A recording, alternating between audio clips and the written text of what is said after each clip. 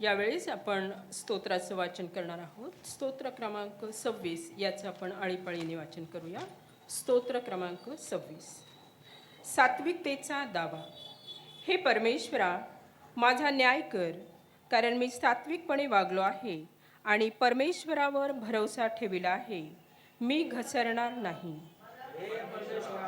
मला कसाच लाव, माझी माझे अंतर्याम व माझे हृदय पडताळून पहा. तुझे वात्सल्य माझ्या दृष्टीपुढे आहे. तुझ्या सत्य मार्गाने मी चाललो आहे. अधमलोकात मी बसलो नाही, कपटी लोकांची संगत मी धरणार नाही. दुष्कर्मांच्या सभेचा मी द्वेष करीतो. दुर्जनांबरोबर मी बसणार नाही. हे परमेश्वरा, मी निर्दोषतेने आपले हात धुईन आणि तुझ्या वेदीला फेरा घालीन. म्हणजे मी प्रगटपणे तुझे उपकार स्मरण करीन व तुझी सर्व आश्चर्यकर्मे वर्णीन. हे परमेश्वरा, तुझे वसतिस्थान, तुझ्या गौरवाचे निवासस्थान ही मला प्रिय आहे. पातक्यांबरोबर माझा जीव आणि पातकी मनुष्यांबरोबर माझा प्राण काढून घेऊ नकोस. त्यांचे हात उपद्रवाने भरलेले आहेत, त्यांचा उजवा हात लाचलुचपतीने भरलेला आहे. मी तर सात्विकपणे वागेन. माझा उद्धार कर, माझ्यावर दया कर. माझा पाय प्रशस्त स्थळी स्थिर आहे. जनसभात मी परमेश्वराचा धन्यवाद करीन. आमेन. वाचले वचलं परमेश्वर आशीर्वादित करू. यावेळेस आपण जुन्या करारामधून निर्गम याचं या पुस्तकातून 18वा अध्याय 13 ते 23 ही वचनं घेणार आहोत. तर मला व्हॉलेंटियरची गरज आहे. कोण हे वचन वाचणार आहे कृपया करून त्यांनी पुढे यावं. या स्वामी आंटी येतील. निर्गम या ग्रंथातून 18वा अध्याय 13 ते 23 ही वचने.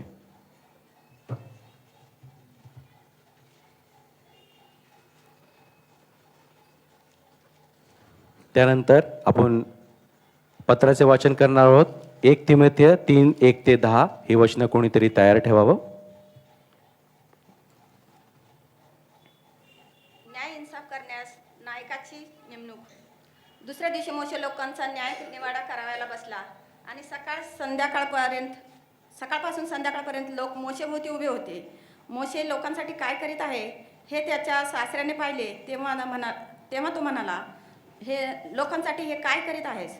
तू एकटाच बसतोस आणि सकाळपासून संध्याकाळपर्यंत सर्व लोक तुझ्या भोवती उभे राहतात ते का? मोशे आपल्या सासऱ्याला म्हणाला, लोक देवाला विचारावयास माझ्याकडे येतात. त्याचे काही प्रकरण असले म्हणजे ते माझ्याजवळ येतात. तेव्हा मी त्यांचा आपसात निवाडा करीतो आणि देवाचे विधी व नियम त्यांना समजावून सांगतो. मोशेचा सासरा त्याला म्हणाला, तू करीत आहेस ते काही ठीक नाही. तू व तुझ्याबरोबरचे लोक अशाने अगदी झिजून जाल. हे काम तुला फार भारी आहे. तुला एकट्याला हे करवणार नाही. तर आता माझे ऐक, मी तुला सल्ला देतो आणि देव तुझ्याबरोबर असो. ह्या लोकांचा देवापाशी तू मध्यस्थ हो आणि ह्याची प्रकरणे देवापाशी ने. विधी व नियम त्यांना शिकव आणि त्यांनी कोणत्या मार्गाने चालावे, कोणते काम करावे हे त्यांना दाखवीत जा.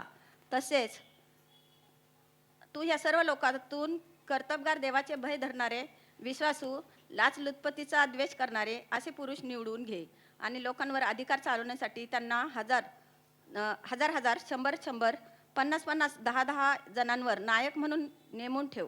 त्यांनी प्रत्येक वेळी लोकांचा न्यायनिवाडा करावा.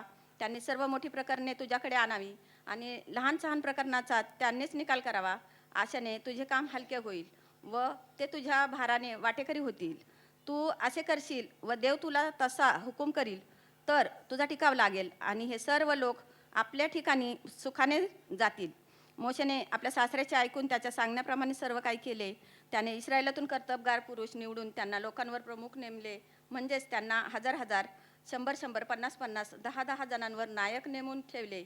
ते प्रत्येक वेळी लोकांचा न्यायनिवाडा करीत. कठीण प्रकरणे मोशेकडे आणीत, पण लहान सहान प्रकरणांचा निकाल ते स्वतः करीत. मग मोशेने आपल्या सासऱ्याला निरोप दिला आणि तो आपल्या देशी निघून गेला. देवबाप ही वाचलेले वचने आशीर्वादित करू. त्याच्या नावाला मान महिमा करू आता आणि सदा सर्व. पौलाची तिमोथेला पहिले पत्र ह्याचा तिसरा अध्याय 1 ते 10 वचने आपण वाचूया. ख्रिस्ती मंडळीचे कामदार. कुणी अध्यक्षाचे काम करू पाहतो तर तो चांगल्या कामाची आकाश धरितो. हे वचन विश्वसनीय आहे. अध्यक्ष अदृश्य एका स्त्रीचा पती नेमस्त, स्वस्थचित्त, सभ्य, अतिथीप्रिय, निपुण, शिक्षक असा असावा. तो मद्यपी व मारका नसावा, तर सौम्य, भांडण न करणारा, द्रव्य लोभ न धरणारा, आपल्या घरची व्यवस्था चांगली ठेवणारा, आपल्या मुलाबाळांना भीड मर्यादेचे वळण लावून त्यांना स्वाधीन ठेवणारा असा असावा. ज्याला आपल्या घरची व्यवस्था चांगली ठेवता येत नाही, तो देवाच्या मंडळीचा सांभाळ कसा करेल? त्याने गर्वाने फुगून जाऊन सैतानाप्रमाणे शिक्षेत पडू नये म्हणून तो नवशिका नसावा. त्याची निंदा होऊ नये व त्याने सैतानाच्या पाशात पडू नये म्हणून त्याच्याविषयी बाहेरच्या लोकांनीही चांगली साक्ष दिलेली असावी. तसेच सेवक ही गंभीर असावे, दुतोंडी, मद्यपानासक्त व अनितीने पैसे मिळवणारे नसावे. विश्वासाचे रहस्य शुद्ध विवेकभावाने राखणारे असावे. त्यांचीही अगोदर पारख व्हावी आणि अदृश्य ठरल्यास त्यांनी सेवकपण करावे. आमेन. यावेळेस आपण उठून उभा राहणार आहोत. शुभवर्तमानाचे वाचन होणार आहे. आजचे जे शुभवर्तमान आहे मत्तेकृत शुभवर्तमान याचा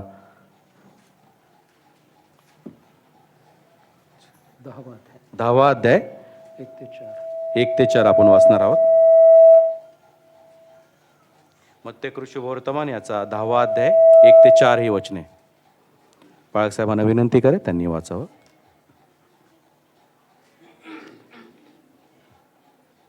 आजच्या दिवसाकरता जे शुभवर्तमान घेण्यात आलेलं आहे मत्तेकृत शुभवर्तमान याचा 10वा अध्याय आणि 1 ते 4 ही वचनं यावेळी आपण ऐकूया.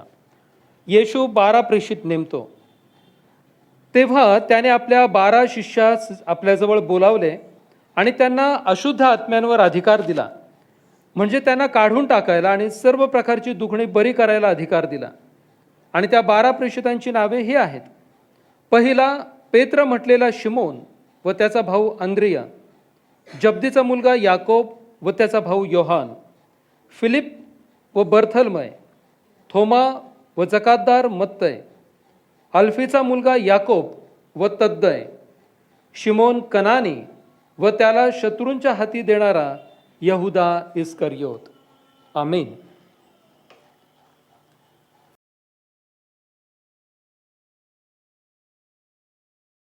धन्यवाद देतो, आम्ही तुझे आभार मानतो. प्रभू परमेश्वरा, आज तुझ्या पवित्र वचनातून जी कार्यपद्धती आम्ही शिकणार आहोत ती तू आम्हाला शिकव आणि परमेश्वरा त्याप्रमाणे आम्हाला आचरण करता यावं, आम्हाला चालता यावं, वागता वर्तता यावं आणि त्यातून तुझा गौरव घडावं, तू उंचावला जावंस असं तू होऊ दे अशी आमची प्रार्थना आहे. येशू ख्रिस्त आमचं तारणारा याच्याद्वारे मागितलं म्हणून तो ऐक प्रभू. आमेन. सर्वांना प्रभू येशू ख्रिस्ताच्या प्रिय आणि गोड नावात सलाम.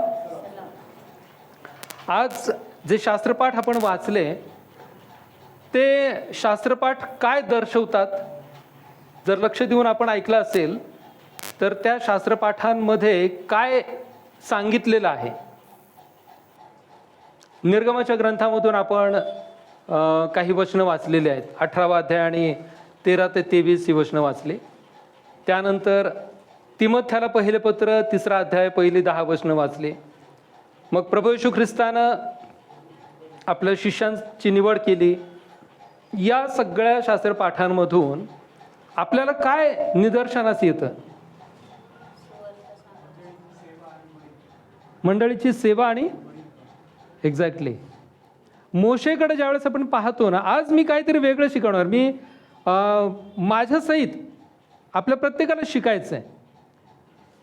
आणि आज ज्या गोष्टी मी आपल्यासमोर ठेवणार आहे ना, मला असं वाटत नाही की कदाचित आपल्याला सांगितलं असेल. मला विचारायचं आहे जोसेफला की यापूर्वी CNI किंवा आपल्या एकंदरीत ख्रिस्ती चर्चची परंपरा ही आत्तापर्यंत आधी कधी पालकांनी शिकवली आहे का? आपण शिकण्याचा प्रयत्न करू. शिकण्याचा प्रयत्न करू आपण. काय होतं, आपल्याला बऱ्याच गोष्टी माहिती नसतात आणि गोष्टी माहिती नसल्यामुळं प्रॉब्लेम्स क्रिएट होतात. तिथे खटके उडतात आणि या गोष्टी होऊ नयेत मंडळांमधून. त्यामुळं या गोष्टींचं नॉलेज मंडळीला करून देणं, ते शिकवणं हे पालकांचं कर्तव्य आहे. बराच अनुभव आता घेतल्यानंतर लोकांची वेगवेगळी मतं, त्यांचे वेगवेगळे स्वभाव पाहिल्यानंतर, त्यांच्याशी इंटरॅक्ट झाल्यानंतर, एवढ्या मंडळांमधून फिरून आल्यानंतर मला आता असं वाटायला लागलं की ह्याच्या संदर्भातलं एक सेशन आपण जरूर घेतलं पाहिजे. लोकांना अलर्ट केलं पाहिजे, सभासदांना शिकवलं पाहिजे की आपण ज्या सिस्टीममध्ये काम करतो ही सिस्टीम वेगळी नाही आहे. याला पवित्र शास्त्राचा आधार आहे. त्याला बायबल काय सांगतं, पवित्र शास्त्रामध्ये त्याला काय बेस आहे. कोणतीच सिस्टीम ही बायबलला सोडून नाही, हे आमच्या लक्षात येणं फार गरजेचं आहे. आणि म्हणून आज जे शास्त्रपाठ आपण घेतलेले आहेत ते फार महत्त्वाचे आहेत. आता जुन्या करारामध्ये निर्गमाच्या ग्रंथात आपण बघितलं की मोशे काय करत होता. तांबडा समुद्र ओलांडून हे लोक पार आलेले होते आणि मोशे लोकांचा न्याय इन्साफ करायचा, एकटाच करायचा. आणि मग त्याचा सासरा ज्यावेळेस त्याला भेटतो त्यावेळेस तो त्याला सांगतो की अरे बाबा, हे तू काय करतोयस, मी बघतोय तुझ्याकडं, अख्खा दिवस तुझा या लोकांचा न्याय इन्साफ करण्यामध्ये जातो. बरं किती लोक होते ते? 100, 200, 1000, 2000 लोक होते का? 6 लाख लोक होते. 6 लाख. या लोकांचा न्याय इन्साफ, त्यांची भांडणं, त्यांच्या तक्रारी, त्यांचे आपापसातील वाद विवाद हे मिटवता मिटवता मोशेचा दिवस निघून जात होता. आणि त्याच्या सासऱ्यानं ज्यावेळेस हे बघितलं त्यावेळेस त्यानं त्याला एक सिस्टीम सांगितली की हे जे तू करतोयस हे योग्य नाही आहे. याच्याकरता तुला काहीतरी गोष्टी करणं फार गरजेचं आहे. आणि मग तू काय करावंस तर तू 1000वर, 100वर, 10वर असे अधिकारी नेमस्त कर जे तुझ्या विश्वासातले आहेत, ज्यांना नॉलेज आहे, ज्यांना समजतं, जे अनुभवी आहेत. अशा लोकांना तू हजारांवरती, 100वरती, 10वरती, 50वरती त्यांची नेमणूक कर. आणि मग त्यांनी काय करावं की त्यांनी त्या लोकांचे जे काही तंटे बखेडे असतील ते त्यांनी सोडवायचे. आणि फार कठीण जर प्रकरण काही असतील तर तेवढेच त्यांनी तुझ्याकडे घेऊन यायचे. याच्यामुळं काय होणार आहे की तुझा देखील भार हलका होणार आहे आणि लोकांचे प्रॉब्लेम्स, त्यांचे प्रश्न हे परस्पर सुटले जातील. तुझ्यावरती त्याचा लोड, तुझ्यावरती त्याचं बर्डन येणार नाही. कारण या सगळ्या गोष्टीमध्ये मोशेचा अख्खा दिवस निघून जात होता आणि त्याप्रमाणे त्यानं ते ऐकलं. आपल्या सासऱ्याची गोष्ट त्यानं ऐकली आणि त्यानं त्याप्रमाणे मग त्या लोकांवरती नेमणूक त्यानं केलेली आहे. हा जुन्या करारातला भाग झाला. प्रभू येशू ख्रिस्तानं काय केलं? प्रभू येशू ख्रिस्तानं देखील शिष्य गोळा केले. कशासाठी गोळा केले? स्वार्थासाठी गोळा केले. कारण प्रभू येशू ख्रिस्ताला हे माहिती होतं की मी या जगामध्ये ज्या कारणासाठी आलोय ते कारण संपल्यानंतर मी पुन्हा पृथ्वीवरती राहणार नाही. माझं वास्तव्य हे पृथ्वीवरचं कायमचं वास्तव्य नाही, हे ख्रिस्ताला माहिती होतं. आणि म्हणून प्रभू येशू ख्रिस्तानं त्याच्या हयातीमध्ये शिष्य गोळा केले आणि ते शिष्य आले देखील. प्रभू येशू ख्रिस्तानं फक्त म्हणावं की चल माझ्या मागे ये. मत्तयासारख्याला पाचारण केलं करताना, मत्तय जकातदार होता आणि त्याला त्या ख्रिस्तानं पाचारण केलं, चल म्हटलं माझ्या पाठीमागं, आणि तो मत्तय आला देखील. 12 शिष्य प्रभू येशू ख्रिस्तानं या सेवा कार्याकरता निवडले आणि त्यांना आशीर्वाद दिला, त्यांना अधिकार दिला. कशावरती अधिकार दिला? त्यांना सर्व दुष्ट आत्म्यांवरती, दुष्ट प्रवृत्तींवरती, जे जगाचा जो अधिपती आहे त्याच्यावरती, साप विंचू यांच्यावरती अधिकार दिला प्रभू येशू ख्रिस्तानं. आणि मग त्यांना सेवा कार्याकरता पाठवलं. आणि ज्यावेळेस त्याची वेळ आली प्रभू येशू ख्रिस्ताची, ज्यावेळेस त्याला धरून देण्यात आलं, त्याला वधस्तंभावरती खेळण्यात आलं, तो 3ऱ्या दिवशी पुनरुत्थित झाला, त्यानं लोकांना दर्शन दिलं, शिष्यांना दर्शन दिलं. आणि ज्यावेळेस त्याचं स्वर्गारोहण झालं त्याच्या स्वर्गारोहणानंतर आज जे 2026 सालामध्ये आम्ही ख्रिस्ती म्हणून जीवन जगत आहोत, हे कुणामुळे जगत आहोत? हे शिष्यांमुळे जगत आहोत. हे लक्षात घ्या. प्रभू येशू ख्रिस्तानं जर एकट्यानंच कार्य करायचं असं ठरवलं असतं तर त्यानं त्याचं कार्य 3-3.5 वर्षामध्ये करून तो पुन्हा स्वर्गात गेला असता, परंतु त्याची सुवार्ता आमच्यापर्यंत कोणी आणली असती? ही सुवार्ता प्रभू येशू ख्रिस्ताच्या शिष्यांनी पहिल्या शतकामध्ये गाजवली वेगवेगळ्या ठिकाणी जाऊन. त्याकरता त्यांना हाल अपेष्टा सहन कराव्या लागल्या, मरण सोसावं लागलं. भयंकर रीतीनं प्रभू येशू ख्रिस्ताच्या शिष्यांचं मरण झालेलं आहे. थोमा सारखा जो अविश्वासू शिष्य, ज्यानं प्रभू येशू ख्रिस्ताला म्हटलं होतं की तुझ्या हातातल्या खुणा बघितल्याशिवाय आणि तुझी कूस तपासून पाहिल्याशिवाय मी विश्वास ठेवणार नाही, परंतु तो थोमा किती भारी निघाला. नंतर त्यानं विश्वास ठेवला आणि प्रभू येशू ख्रिस्ताने देखील दाखवलं. तो म्हटला अविश्वासू असू नकोस. ख्रिस्ताने हात दाखवले, आपली कूस दाखवली जिथे भाला भोसकला गेला होता. आणि तोच थोमा इसवी सन 52 मध्ये भारतामध्ये येतो आणि त्यानं दक्षिणेमध्ये चर्च स्थापन केलेलं आहे. त्याच्या नावाची चर्च आहेत. त्यानं सुवार्ता सांगितली. कट्टर ब्राह्मण त्याच्या सुवार्तेनं ख्रिस्ती झालेत. ख्रिस्ताचं स्वीकार केलं लोकांनी. किती अद्भुत चमत्कार आहे. आणि बाकीच्या इतर शिष्यांनी वेगवेगळ्या प्रांतामध्ये जाऊन, वेगवेगळ्या ठिकाणी जाऊन सुवार्ता गाजवली. आणि ही सुवार्ता गाजवली जात असताना आपल्याला माहिती आहे शाऊल, नाही का? शाऊल कोण होता? आवेश होता एकदम. तो देवाच्या कार्यामध्ये आवेश होता, बरोबर आहे, परंतु तो सत्यापासून भरकटलेला होता. प्रभू येशू ख्रिस्त हाच देवाचा पुत्र आहे हे त्याला कबूल करून घ्यायचं नव्हतं, त्याला ते मान्य नव्हतं. आणि म्हणून ख्रिस्ती लोकांचा छळ कसा करायचा, त्या लोकांना कसं डांबून ठेवायचं, त्यांना कसं मारायचं, हाच एक विचार त्याच्या डोक्यामध्ये सतत चालू होता. आणि दिमिश्काच्या वाटेवर प्रभू येशू ख्रिस्तानं त्याला दर्शन दिलं. शाऊला शाऊला माझा छळ का करतोस? आणि त्या एका क्षणामध्ये शाऊलाचा पालट झाला. तो काय म्हटला? प्रभू तू कोण आहेस? शाऊल म्हणतो प्रभू तू कोण आहेस? जो शाऊल येशू ख्रिस्ताच्या शिष्यांना धरून तुरुंगामध्ये टाकण्याकरता सत्ताधिकाऱ्यांकडून पत्र आणण्याकरता चाललेला होता, तोच शाऊल एका क्षणामध्ये नम्र झाला. आणि तो प्रभूला म्हणत आहे, ती वाणी जी त्याने ऐकली त्या वाणीमध्ये एवढी ताकद होती की त्या शाऊलाच्या मुखातून प्रत्युत्तर निघालं नाही. त्यानं उलट उत्तर दिलं नाही त्याच्या स्वभावाप्रमाणे. तर त्या वाणीच्या सामर्थ्यानं शाऊलाचा पालट झालेला आहे. आणि त्याच शाऊलानं जो पुढं त्याला पाऊल देखील म्हटलं जात होतं, त्याच पाऊलानं किती मंडळ स्थापन केलं, किती सुंदर रीतीनं कार्य संत पाऊल यांनी केलेलं आहे. आणि त्या पहिल्या शतकामध्ये जे काम झालं परमेश्वराच्या सुवार्तेचं, येशू ख्रिस्ताच्या वचनांच्या, त्याच्या शिकवणीच्या सुवार्तेचं जे कार्य झालं प्रियानो, त्याच्यानंतर पहिल्या शतकानंतर जी सुवार्ता संपूर्ण जगामध्ये हळूहळू पसरत गेली, लोकांना सत्य कळू लागलं, तीच सुवार्ता भारतामध्ये इसवी सन 52 मध्ये आली. आणि आम्ही आज 2026 वर्षानंतर स्वतः ख्रिस्ती म्हणून आमचं जीवन जगत आहोत. ब्रिटिश भारतामध्ये आले, त्यांनी भारतावरती 150 वर्ष राज्य केलं म्हणून आम्ही ख्रिस्ती झालो असं नाही बरं का. खूप लोकांचा हा गैरसमज आहे की ब्रिटिशांनी आमच्यावरती राज्य केलं, त्यांचे सुवार्तिक आमच्या भारत देशामध्ये आले, त्यांनी सुवार्ता गाजवली, निश्चित अर्थानं त्यांनी सुवार्ता गाजवली, यात काहीच शंका नाही. अमेरिकन मराठी मिशन असेल किंवा इंग्लंडमधून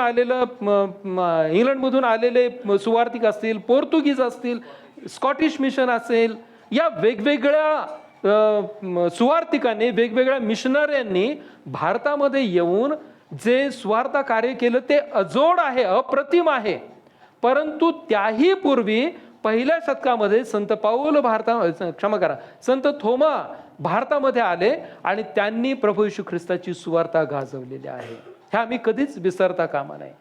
आणि म्हणून आमच्या ख्रिस्ती परंपरेला हा 150-200 वर्षांचा इतिहास नाहीये. आम्ही ख्रिस्ती असण्याला हा 2000 वर्षांपूर्वीचा इतिहास आहे, हे आम्ही लक्षात ठेवलं पाहिजे. दक्षिणेमधून महाराष्ट्रामध्ये सुवार्ता आली, किंवा आपण असंही म्हणू शकतो की ब्रिटिशांनी त्यांच्याबरोबर आलेल्या सुवार्तिकांनी किंवा मिशनऱ्यांनी, अमेरिकेमधून आलेल्या मिशनऱ्यांनी सुवार्ता गाजवली. त्यांनी वेगवेगळ्या प्रकारे सेवा कार्य केलं, हॉस्पिटल्स काढले, लोकांना शिक्षण दिलेलं आहे. आज जी आमची प्रगती आहे ही सगळी मिशनऱ्यांची देण आहे, आम्ही कधीच विसरता कामा नये.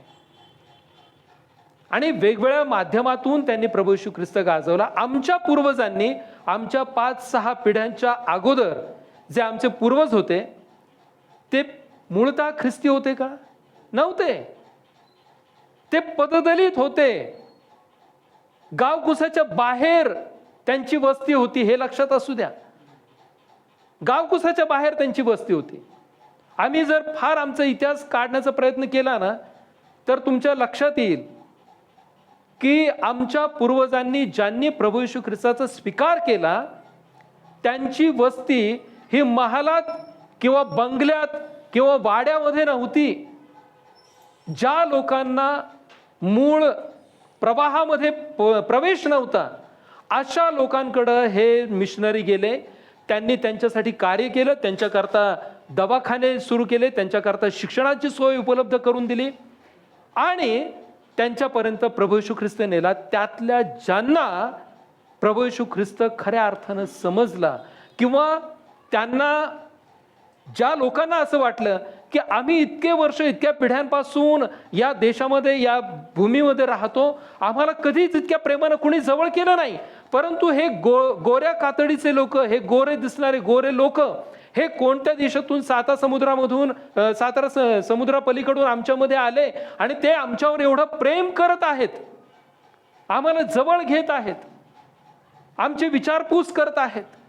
या प्रेमानं भारावून जाऊन जो ख्रिस्त या मिशनऱ्यांनी त्यांच्यापर्यंत नेला होता, त्या ख्रिस्ताचा त्यांनी स्वीकार केला. ते पाव किंवा बटर खाऊन ख्रिस्ती झालेले नाही, ते लक्षात असू द्या. हा आरोप आमच्यावरती केला जातो, हे सत्य नाहीये. कारण आम्ही उपास्य संगीतामध्ये ज्यांची गाणी गातो, नारायण वामन टिळक, हे काही गावकुसाच्या बाहेर राहणारी व्यक्ती नव्हती, फार महान व्यक्तिमत्व होतं. ब्राह्मण, पंडिता रमाबाई, कट्टर ब्राह्मण, ह्यांना कोणत्या आमिषाची गरज नव्हती. केळकर, पाठक, कितीतरी नाव आपल्याला सांगता येतील. महाराष्ट्रामधले पहिले Marathi bishop right reverend Sadanand Pathak हे देखील उच्चभ्रू कुटुंबातले. त्यांना कोणत्या गोष्टीची आणि आमिषाची गरज होती? काहीच नव्हतं. परंतु ज्यांना ख्रिस्त खऱ्या अर्थानं कळाला, सत्य काय आहे हे कळालं, हे गावकुसा बाहेर राहणाऱ्या लोकांनी देखील स्वीकारलं आणि महालामध्ये राहणाऱ्या लोकांनी देखील स्वीकारलेलं आहे. प्रभू येशू ख्रिस्त हाच सत्य आणि एकमात्र देव आहे हे ब्राह्मणांना देखील कळालेलं आहे. आणि म्हणून ब्रदर देशपांडे नावाचं चर्च आज आपल्या कसब्यामध्ये आहे. देशपांडे हे काही ख्रिस्ती नव्हते. ख्रिस्ती होते का दादा? आज त्यांच्या नावाचं चर्च कसब्यामध्ये आहे. आम्ही या गोष्टींकडे दुर्लक्ष करतो किंवा आमच्या रोजच्या कामकाजामधून आमच्याकडून कदाचित दुर्लक्ष होत असेल. परंतु आज मला तुमच्यासाठी ज्या गोष्टी तुमच्यासमोर ठेवायच्या आहेत त्या फार महत्त्वाच्या आहेत. आम्हाला हा जो इतिहास आहे, आमची ही जी परंपरा आहे, ही थोडकी नाही आहे. आम्ही आज ज्या मुख्य प्रवाहामध्ये राहत आहोत, आमचं जे चर्च आहे, हे चर्च ख्रिस्त विश्व मंडळी, ही मंडळी एका संस्थेशी संलग्न आहे. आणि या संस्थेला किंवा आमच्या या ख्रिस्त विश्व मंडळीला आधार आहे तो पवित्र शास्त्राचा आधार आहे. ते मी पुढे तुम्हाला सांगणार आहे की आम्हाला बायबलचा बेस कशा पद्धतीनं आहे आणि त्या बायबलवर आधारित असणारी ही सगळी सिस्टीम कशा पद्धतीनं आहे. आम्ही ज्या मंडळीचे किंवा ज्या संस्थेचे सभासद आहोत ते आहे church of north India, CNI, church of north India. आपण ऐकून असाल, माहिती असेल, परंतु याची एक कार्यप्रणाली, एक हायरार्की आहे. पदानुक्रम आहे. हायरार्की म्हणजे काय की 1 2 3 4 5 6 7 8 9 10 असा तो क्रम आहे. आम्हाला तो क्रम सुद्धा आमच्या लक्षात येणं फार आवश्यक आहे. चर्च ऑफ नॉर्थ इंडियामध्ये ह्यांचे ऑफिस बेअरर्स आहेत, म्हणजे काय पदाधिकारी आहेत. आता CNIचं ऑफिस कुठे आहे? दिल्लीमध्ये आहे. हे जे सगळं मी तुमच्याशी शेअर करत आहे ना, हे सगळंच तुमच्या लक्षात येईलच असंही नाही. बरं, आज जे शिकवणार आहे ह्याच्यावर तुमचं तारण अवलंबून आहे का? असंही नाही, हे पण लक्षात घ्या. पण तरी देखील आपल्याला हे जाणून घेणं फार गरजेचं आहे. तुम्ही कदाचित म्हणाल बाळक साहेब, हे शिकल्यानं आमच्या आध्यात्मिक वाढ होणार आहे का? आमचं तारण होणार आहे का? तारण आम्ही वर्षानुवर्ष पिढ्यानपिढ्या देवाचं वचन ऐकतो तरी अजून आमचं तारण झालं नाही. बरोबर आहे की नाही? पण आमच्या माहिती करता हे आमच्या जवळ असणं, आमच्या संग्रही असणं फार आवश्यक असणारी गोष्ट आहे.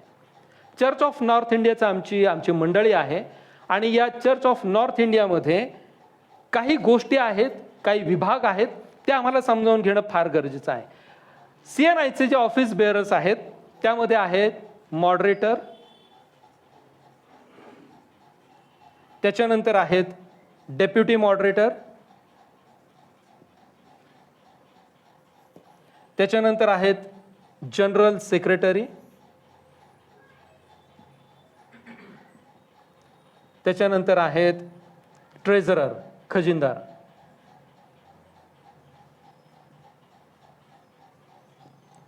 हे 4 मुख्य पद आहेत CNI मध्ये: moderator, deputy moderator, general secretary आणि ट्रेझरर किंवा खजिनदार.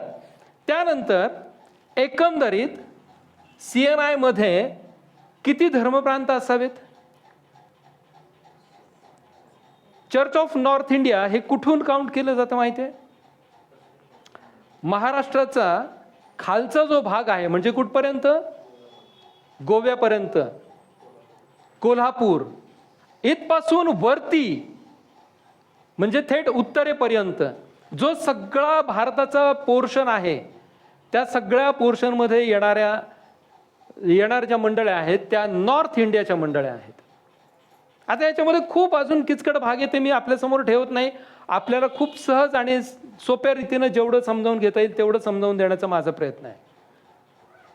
एकंदरीत 28 धर्मप्रांत चर्च ऑफ नॉर्थ इंडियामध्ये आहेत. 28 धर्मप्रांत आहेत. त्यामध्ये महाराष्ट्रात किती धर्मप्रांत असावेत? अजून महाराष्ट्रात किती धर्मप्रांत आहेत? 6. महाराष्ट्रामध्ये एकंदरीत 6 धर्मप्रांत आहेत आणि उरलेले जे धर्मप्रांत आहेत ते सगळे वरती उत्तर भारतामध्ये आहेत. ओके, आता या चर्च ऑफ नॉर्थ इंडियामध्ये काही गोष्टी आहेत. त्यांची एक्झिक्युटिव्ह कमिटी आहे. एक्झिक्युटिव्ह कमिटी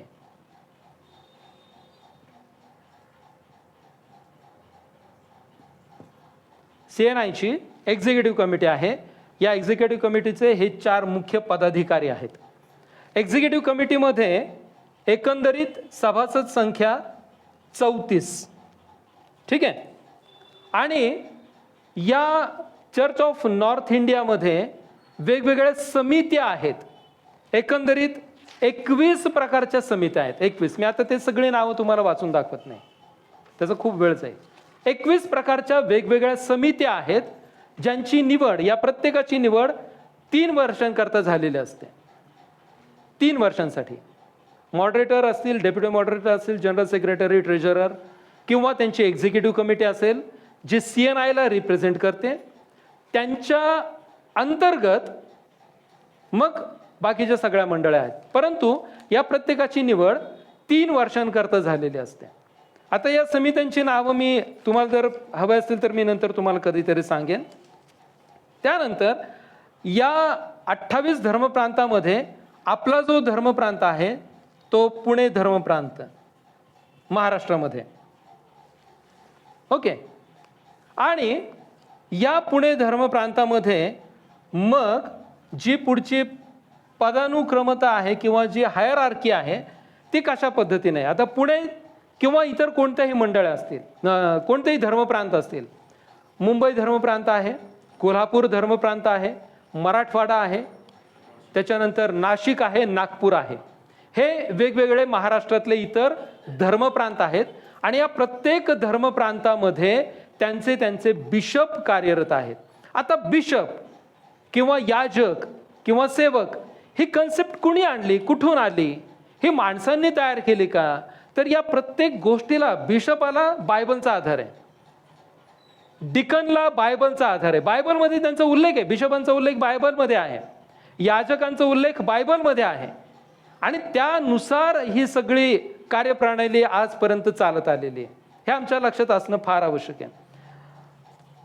आता आपण एक पुणे धर्मप्रांत आपण घेऊयात. ज्याप्रमाणे आमच्या पुणे धर्मप्रांताचा कारभार चालतो त्याचप्रमाणे इतर सगळ्या धर्मप्रांतामध्ये तशी सिस्टीम आहे. या पुणे धर्मप्रांतामध्ये आपण पाहूयात की कशा पद्धतीनं आमचा संपूर्ण कारभार चालतो. पुणे धर्मप्रांताचे बिशप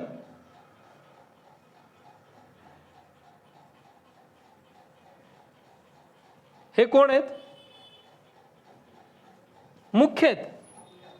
प्रत्येक धर्मप्रांताला एक कोणीतरी हेड असावा लागतो. तसंच पुणे धर्मप्रांताचे जे मुख्य आहेत, ज्यांच्या अधिकाराखाली संपूर्ण पुणे धर्मप्रांताचा कारभार चालतो, ते जे मुख्य आहेत त्यांना बिशप म्हटलं जातं. त्यांच्या खाली मग बाकीचे इतर चर्चेस येतात. बाकी सगळे चर्चेस आहेत आणि यांना सहाय्य करणारी एक्झिक्युटिव्ह कमिटी आहे.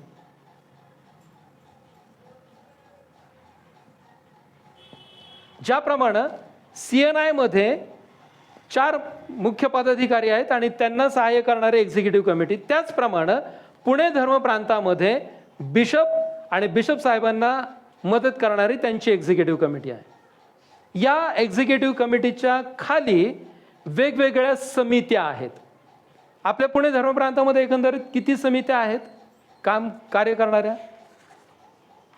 किती समित्या आहेत? 7 समित्या आहेत. 7 एकंदरीत पुणे धर्मप्रांतामध्ये 7 समित्या आहेत. एक फायनान्स कमिटी आहे, स्टीवर्डशिप आहे, प्रॉपर्टी आहे म्हणजे property committee, ministerial and personal committee, law and procedure, religious education आणि ख्रिश्चन लाईफ मिशन अँड इव्हँजलिझम अशा एकंदरीत 7 समित्या बिशप साहेबांच्या हाताखाली कार्यरत आहेत. आणि या 7 समित्यांमध्ये वेगवेगळ्या चर्चेसमधून लोक निवडली जातात. बरं, आता त्या समित्यांमध्ये काम करत असताना ज्या लोकांची नावं बिशप साहेबांपर्यंत दिली जातात किंवा ज्यांची निवड होती, ती नावं बिशपांना माहिती असतात का? माहीत नसतात. चर्चमध्ये ज्या वेळेस त्या संदर्भामध्ये अनाऊन्समेंट केली जाते किंवा त्या संदर्भामध्ये सांगितलं जातं, पाळक ज्यावेळेस चर्चमधून सांगतात, त्यावेळेस काही प्रतिनिधी निवडले जातात आणि ते प्रतिनिधी मग काउन्सिलसाठी पाठवले जातात. आणि त्या ठिकाणी काउन्सिल जी मागच्या मेमध्ये 2025 झालेली आहे, जे प्रतिनिधी आपापल्या चर्चेसमधून आपण पाठवतो त्या प्रतिनिधींमधून मग वेगवेगळ्या समित्यांवरती, वेगवेगळ्या कमिट्यांमध्ये त्या प्रतिनिधीमधून निवड केली जाते. आपल्या चर्चमधून देखील एक व्यक्ती आहे, माहिती आहे तुम्हाला?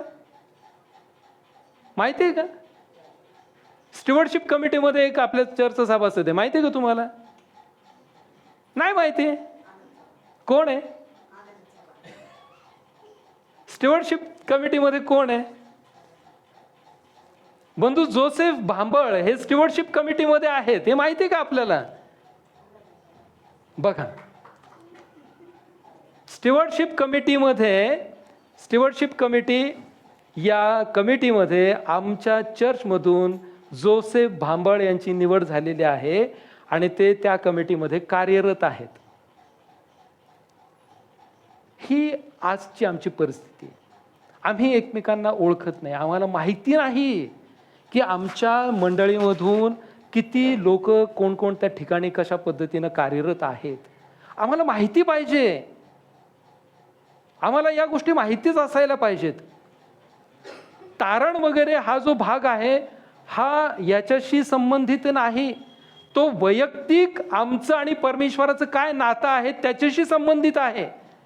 परंतु आम्ही ते शिकत असताना, आम्ही आमचं ख्रिस्ती जीवन जगत असताना आम्ही निदान एवढं तरी समजावून घेतलं पाहिजे की आम्ही ज्या CNIचे सभासद म्हणून आमचं जीवन जगत आहोत, आम्ही ख्रिस्त विश्व मंडळीचे सभासद म्हणून आम्ही आमची ओळख आहे, परंतु ह्याची हायरार्की नेमकी काय आहे, हे कशा पद्धतीनं कार्यरत आहे, कोण कोण याच्यामध्ये असतं, निदान एवढं तरी आम्हाला माहिती असायला पाहिजे. पुणे धर्मप्रांताच्या स्टीवर्डशिप कमिटीमध्ये आमच्या चर्चमधून जोसेफ भांबळ यांची मागच्या वर्षी निवड झालेली आहे आणि 3 वर्षाकरता त्या कमिटीमध्ये ते सभासद म्हणून कार्य करत आहेत. येत्या 3 वर्षांसाठी 25 ते 26, 26 ते 27, 27 ते 28 या 3 वर्षांकरता, हे लक्षात असू द्या. ठीक आहे. त्यानंतर ह्याच्या व्यतिरिक्त या 7 कमिट्यांच्या व्यतिरिक्त अजून काय काय आहे पुणे धर्म प्रांतामध्ये? कोर्ट ऑफ डायसिस आहे. म्हणजे काय कोर्ट ऑफ डायसिस म्हणजे काय की धर्मप्रांताचं एक स्वतंत्र कोर्ट आहे. तिथं काय कोर्टासारखं सीन नसतो बरं का. धर्मप्रांताचं कोर्ट आहे. जे वाद चर्चेसमध्ये होतात, लक्षात घ्या, पाळकामध्ये, कमिटीमध्ये, पाळकामध्ये, मंडळीमध्ये किंवा मंडळीमध्ये आपापसात जे काही वादविवाद होतात किंवा काही तंटे होतात, हे सोडवण्याकरता चर्च लेवलवर देखील एक कोर्ट असतं. ते देखील आहे. चर्च पातळीवरती देखील एक कोर्ट असतं. अगोदर त्या कोर्टामध्ये तुमचा जो काही वाद आहे तो घेऊन यायचा. जर तिथे तुम्हाला समाधान झालं नाही तर मग तुम्ही बिशपांकडे जायचं. तिथल्या कोर्टामध्ये त्या संदर्भामध्ये ज्या काही वाद असतील आणि जे काही वादी आणि प्रतिवादी असतील त्यांचं म्हणणं तिथं ऐकून घेतलं जाईल आणि तिथे त्या सगळ्या गोष्टींवरती सोल्युशन दिलं जाईल. कारण काही धर्मप्रांतामध्ये अशी पद्धत आहे की मंडळी आणि पाळक हे रोज उठून कोर्टामध्ये जातात. मंडळीचं आणि पाळकांचं पटतच नाही, कमिटीचं आणि पाळकाचं पटतच नाही. रोज भांडणं आणि पाळक मंडळीवर केस करतो, मंडळी पाळकांवरती केस करतात. हे मी माझ्या डोळ्यांनी बघितलेल्या गोष्टी आहेत, अनुभवलेल्या गोष्टी आहेत. पाळकांचा वेळ हा मंडळीला शिकवण्यापेक्षा रोज कोर्टामध्ये जास्ती जातो. सकाळीच उठायचं आणि पाळकांना कुठे जायचं, कुठली पायरी चढायची तर कोर्टाची. ही आजची वास्तविकता आहे आणि हे दुर्दैव आहे ख्रिस्ती मंडळांचं. ख्रिस्ती मंडळांचं हे दुर्दैव आहे. पाळक कुठं असायला पाहिजेत? पाळक चर्चमध्ये असायला पाहिजेत. तर मंडळांचे पाळक हे रोज उठून कोर्टामध्ये जातात. आता मला अशी शंका आली आहे की त्या पाळकांना सगळे कलम पाठ झाले असतील, इतक्या वेळा ते रोज कोर्टामध्ये जातात. म्हणजे ते जज सुद्धा आता हैराण झालेले आहेत. ही वास्तविकता आहे. काय निकाल द्यायचा हे त्या जजला कळत नाही, परंतु ते पाळकांना पाठ झालेलं आहे. अशी ही भयान अवस्था आमच्या मंडळांची आहे. आणि हे सगळं होऊ नये कारण आम्हाला पवित्र शास्त्र सांगतं की आम्ही अविश्वासणाऱ्यांच्या पुढे आमचे वाद घेऊन जाऊ नयेत. आमचे जे काही वाद असतील ते आपापसात आम्हाला मिटवताच आले पाहिजे आणि त्याच्याकरता ही कोर्टची, डायसिशन कोर्टची ही प्रोसेस आम्हाला लावून दिलेली आहे. आम्ही आपापसामध्ये चर्च पातळीवरती आधी ते वाद मिटवले पाहिजेत. जर इथं नाही समाधान झालं तर मग आम्ही अनेक लोकांना काय सवय असते माहिती का की थेट बिशपांकडे जायचं, बिशपांकडे जाऊन तक्रारी करायच्या. पाळक असे वागतात, पाळक तसं करतात, पाळक हे करतात, ते करतात, ते करतात. जायचं डायरेक्ट लेखी जाऊन बिशपांना नेऊन त्यांच्या तक्रारी करायच्या. आणि याचा विपर्यास बाहेर कोर्टामध्ये जाऊन आमची अंतर्गत भांडणं हे अविश्वासणाऱ्यांच्या समोर जाऊ नयेत ह्याच्याकरता ही काळजी घेण्यात आलेली आहे. पण असं असूनही अनेक लोक शेवटी त्या कोर्टामध्ये जातात आणि ह्याच्यामध्ये पैसा कोणाचा जातो? मंडळीचा पैसा जातो, हे लक्षात घ्या. आणि मंडळी याच्यासाठी आवाज उठवत नाही. 90% लोक शांत बसून असतात. कारण का? आम्हाला कोणाशीच वाईट व्हायचं नाही. जे पालक कोर्टामध्ये रोज जातात, जे त्यांच्या विरोधामध्ये, पालकांच्या विरोधामध्ये असतात, ते लोक रोज कोर्टामध्ये जातात, ते त्यांच्या खिशातून देत नाहीत. लक्षात घ्या, त्यांच्या कमाईतला एक छदाम खर्च होत नाही. ते मंडळीच्या खजिन्यातून पैसा खर्च करतात. हा पैसा कुठून आलेला असतो मंडळीमध्ये? हा जो सभासदांनी भक्तिभावानं दानार्पण केलेलं असतं, ज्याच्यावरती आशीर्वाद मागितलेला असतो, जी उपकार स्तुतीची अर्पण असतात, जी दशांश असतात, ज्यांच्यावरती आशीर्वाद मागण्यात आलेला असतो, हा पैसा कोर्टामध्ये त्या वकिलांच्या पायी खर्च केला जातो. ही आजची भयान अवस्था आहे आमच्या ख्रिस्ती मंडळांची, आणि हे सगळं डोळ्यांनी पाहून अनुभवून आलेलो आहे मी. आणि ह्या गोष्टी आमच्या मंडळांमध्ये होऊ नयेत याच्याकरता या तळमळीपोटी मला हे आपल्या सगळ्यांना सांगावं असं वाटतं, बाकी दुसरं काही नाही. जे दान आपण परमेश्वराच्या कार्याकरता देता, ते दान आशीर्वादित दान आहे. त्या प्रत्येक पैचा हिशोब आम्हाला मागता आला पाहिजे. त्या प्रत्येक पैशाचा हिशोब, त्या प्रत्येक रुपयाचा हिशोब आम्हाला देता आला पाहिजे, आणि तो खर्च देखील परमेश्वराच्या कार्याकरताच झाला पाहिजे. तो इतरत्र होता कामा नये, हे लक्षात असू द्या. आणि इथं बसलेला कुणीच हा विचार करू नका कधीच, आम्हाला काय करायचंय, आम्ही दिलं, आम्हाला जे द्यायचं होतं ते दान दिलं, आमचा विषय संपला. परमेश्वर त्यांचं बघून घेईल, देव त्यांचं बघून घेईल, देव तुमचंही बघून घेईल. हे पण लक्षात ठेवा. देव तुम्हाला पण प्रश्न विचारेल, अरे तुमच्या समोर चुका घडत होत्या ना, तुम्ही का नाही विचारलं? का नाही तुम्ही उभा राहिलात? मग प्रभू येशू ख्रिस्ताला तुम्ही हे उत्तर देणार आहात का, की नाही प्रभू आम्हाला काय करायचं होतं त्यांच्याशी, आमचं आणि त्यांचं वैयक्तिक संबंध चांगले होते, बस होता आम्हाला. असं असू नका. आता झोपेतून आम्ही जाग होण्याची वेळ आलेली आहे. आणि म्हणून नेहमी लक्षात असू द्या की जो पैसा आम्ही पवित्र मंदिरामध्ये दान करतो, त्या प्रत्येक पैशावरती हा फक्त आणि फक्त परमेश्वराचा अधिकार आहे. त्याच्या कार्याकरताच तो खर्च झाला पाहिजे. त्याच्यावरती बाहेरच्या माणसाचा कुणाचाही अधिकार नाही, आणि चुकीच्या कार्याकरता त्यातला एकही रुपया खर्च होता कामा नये. पुढे जी कमिटी आहे ती आहे डायसेशन 10. त्याच्यानंतर diocesan representative to CNI synod, legal cell आणि लिसनिंग सेल, अशा वेगवेगळ्या प्रकारच्या अजून काही इतर समित्या आहेत. आता मी मागाशी सुरुवातीपासून जे म्हणत आहे की या सगळ्या गोष्टीला CNI church of north India यांचं ऑफिस दिल्लीमध्ये आहे, आणि या CNI पासून, या ऑफिस पासून ख्रिस्त विश्व मंडळीपर्यंत ही जी सगळी सिस्टीम आहे, या सिस्टीमला बिब्लिकल बेस काय आहे, हे बायबलवरती कशा पद्धतीने आधारित आहे. डस्टर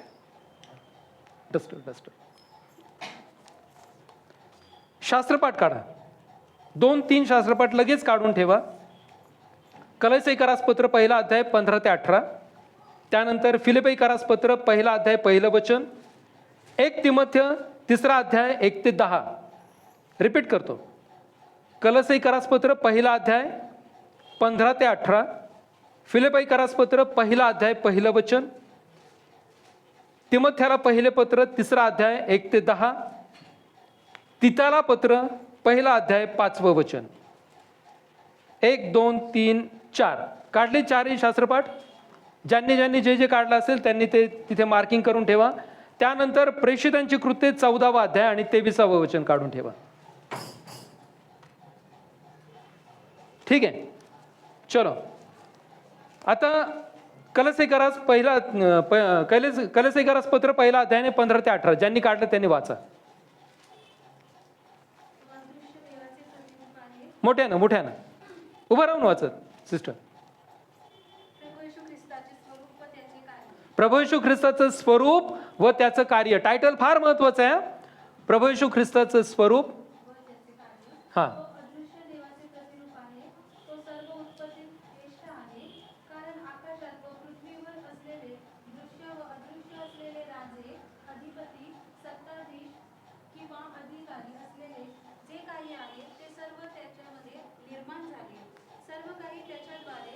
त्याच्यासाठी निर्माण झाले आहे. तो सर्वांच्या पूर्वीचा आहे व त्याच्यामध्ये सर्व काही अस्तित्वात आहे. तोच शरीराचे म्हणजे मंडळीचे मस्तक आहे. तो आधी मृतातून प्रथम जन्मलेला आहे, अशासाठी की सर्वांमध्ये त्याला प्राधान्य मिळावे. आमेन. प्रभू येशू ख्रिस्ताचं स्वरूप काय आहे? या वचनांप्रमाणे तो सर्वोच्च याजक आहे, सर्वश्रेष्ठ आहे. आणि तो कोण आहे? मंडळीचं मस्तक आहे. आणि आज इथे तुम्ही आणि मी जे बसलेलो आहोत ते आम्ही कोण आहोत? त्याचे शरीर आहोत. हे लक्षात असू द्या. आम्ही त्याचे शरीर आहोत. तो सर्वांच्या वरती त्याला अधिकार आहे आणि आम्ही त्याच्याकरता निर्माण केले गेलेलो आहोत. हे लक्षात असू द्या. प्रभू येशू ख्रिस्त आमच्यासाठी नाही, आम्ही त्याच्यासाठी निर्माण केले गेलेलो आहोत. परमेश्वरानं आम्हाला प्रेमानं जवळ केलेलं आहे. आमची पात्रता नव्हती कधीच की आम्ही त्याला आबा बाप्पा म्हणावं, परंतु त्या परमेश्वरानं प्रीतीवर प्रीती आमच्यावरती केलेली आहे. त्यानं प्रीतीचा कळस काय गाठला? आपला एकुलता एक पुत्र त्यानं तुमच्या आणि माझ्यासाठी दिला. कशासाठी? आमचं तारण व्हावं म्हणून, आम्ही पापामध्ये खितपत पडू नये याच्याकरता परमेश्वरानं आपला एकुलता एक पुत्र दिला. आणि त्या पुत्राचं स्वरूप काय आहे?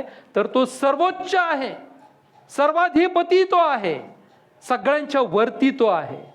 आणि म्हणून आम्हाला आमच्या जीवनामध्ये त्या आमच्या ख्रिस्ताला सर्वोच्च स्थान देणं, त्याला मान सन्मान देणं, आम्ही त्याचं ऐकणं, त्याच्या आज्ञा पाळणं हे मंडळी म्हणून आमचं आद्य कर्तव्य आहे. त्यानंतर आपण बघूयात की बिशप ही जी कन्सेप्ट आहे, बिशप मगाशी आपण पाहिलं, याला बायबलमध्ये काय आधार आहे? फिलिप्पियरास पत्र 1 अध्याय आणि 1 वचन मोठ्याने वाचा. फिलिप्पी येथील सर्व अध्यक्ष व सर्व सेवक यांच्याबरोबर ख्रिस्त येशूच्या ठायी असणाऱ्या सर्व पवित्र जनांना येशू ख्रिस्ताचे दास पौल व तिमोथेय यांच्याकडून देव आपला पिता व प्रभू येशू ख्रिस्त यांच्यापासून तुम्हाला कृपा व शांती असो. आमेन. इथे काय म्हटलेलं आहे? त्यांना कोणता शब्द वापरलेला आहे? अध्यक्ष. बिशपांना अध्यक्ष हा शब्द वापरण्यात आलेला आहे. ठीक आहे. त्यानंतर तिथाला पत्र 1 अध्याय आणि 5 वचन. बिशप नंतर वडील. मी तुला क्रेतात यासाठी घेऊन आलो की तू अपुऱ्या राहिलेल्या गोष्टींची व्यवस्था करावी आणि मी तुला आज्ञा केल्याप्रमाणे तू प्रत्येक नगरात वडील नेमावे. वडील हे कुणाला म्हटलेलं आहे? याजकांना, पाळकांना, प्रेस्बिटर.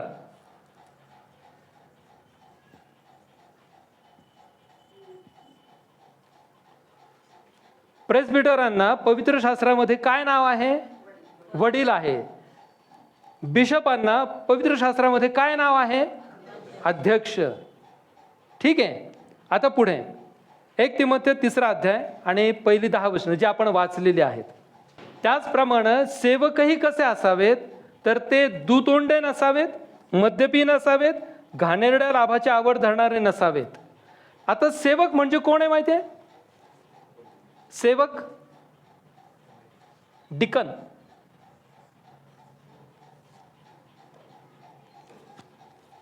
डिकनांना पवित्र शास्त्रानं काय म्हटलेलं आहे? सेवक म्हटलेलं आहे. आलं का लक्षात?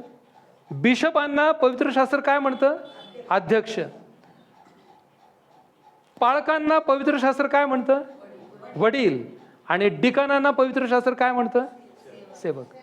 मग आत्ताचे जे आपण बिशप म्हणतो, आत्ताचे जे प्रेस्बिटर म्हणतो, किंवा आत्ताचे जे आपण डिकन म्हणतो, डिकन म्हणजे काय? ज्यांच्या गळ्यामध्ये हा जो स्टोल आहे त्यांची दीक्षा झाल्यानंतर तो आडवा असतो नाही का, त्यांना आपण डिकन म्हणतो. आता त्याच्यासाठी वेगवेगळे कारणं आहेत, त्यांच्या जबाबदाऱ्या वेगळ्या आहेत. त्यामुळं त्याचं स्टोल आडवा असणं किंवा स्टोल उभं करणं ह्याच्यासाठी वेगवेगळ्या गोष्टी आहेत, त्यांच्या वेगवेगळ्या जबाबदाऱ्या आहेत, त्याची वेगळी कारणं आहेत की तो स्टोल आडवाच का असतो किंवा उभा का केला जातो प्रेस्बिटरची दीक्षा झाल्यानंतर. ठीक आहे. परंतु ही ती हायरार्की आहे. हे शब्द आम्ही आज जरी वापरत असलो तरी पवित्र शास्त्राचा या गोष्टींना आधार आहे, जे आता आम्ही वचनं वाचलेली आहेत. हे सगळे पदं जे आहेत हे सगळे पवित्र शास्त्रामध्ये आहेत, पवित्र शास्त्रामध्ये आहेत. पण आम्ही त्यांच्याकडं फार लक्षपूर्वक पाहत नाही, आम्ही फार काळजीपूर्वक त्यांच्याकडं लक्ष देत नाही. आणि मग प्रिस्ट हा जो शब्द आहे, हा प्रिस्ट हा जो शब्द, याचा मराठी अर्थ पुजारी होतो. लक्षात घ्या, पुजारी. प्रिस्ट इन्चार्ज देखील म्हटलं जातं पाळकांना, परंतु प्रिस्ट या शब्दाचा जो खरा अर्थ आहे तो आहे पुजारी. आता बिशपांची कार्य काय आहेत, बिशपांच्या काय जबाबदाऱ्या आहेत? एक तर त्यांचा सर्वोच्च दर्जा असतो. दुसरी गोष्ट, धर्म प्रांताचे ते मुख्य धर्मगुरू असतात बिशप. त्यांच्याकडे जे अधिकार आहेत ते सगळे ॲडमिनिस्ट्रेटिव्ह चार्जेस किंवा ॲडमिनिस्ट्रेटिव्ह जे अधिकार आहेत, प्रशासकीय जे अधिकार आहेत, ते सगळे बिशपांच्या हातामध्ये आहेत. त्यानंतर प्रेस्बिटर आणि डिकन यांच्या दीक्षा करण्याचा अधिकार बिशपांना आहेत. डिकनांची दीक्षा झाल्यानंतर त्यांचा रिपोर्ट मागवला जातो आणि त्यांच्या रिपोर्टनुसार मग त्यांची पुढची दीक्षा करायची की नाही, त्यांना प्रेस्बिटर करायचं की नाही, हा अधिकार बिशपांना आहे. बिशप हे सर्वोच्च धर्मगुरू आहेत. आपल्या धर्मप्रांताचे बिशप कोण आहेत? काय नाव आहे त्यांचं? द राईट रेव्हरेंड अल्फ्रेड तिवडे हे आपल्या पुणे धर्मप्रांताच्या बिशप साहेबांचं नाव आहे. Right reverend तिवडे sir. ठीक आहे. आता काय झालेलं माहिती आहे का, थोडंसं मी विषयांतर करून सांगतो. या बिशप शब्दामुळं ना बाहेरचे जे इंडिपेंडंट चर्चेस आहेत ना, त्याही सेवकांना बिशप म्हणून घेण्याची फार आता काय झालेली आहे, काय झालेलं आहे, इच्छा उत्पन्न झालेली आहे, हौस निर्माण झाली त्यांच्याही मनामध्ये. आणि मग आता कुणीतरी एक जण उठतो, हे सत्यता आहे आणि हे खरं असण्यासारखं आहे, हे असण्यासारखी गोष्ट आहे.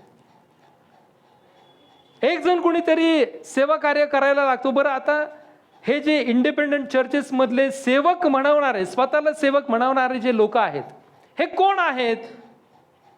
हे मूळ मुख्य चर्चेस मधून बाहेर पडलेले लोक आहेत.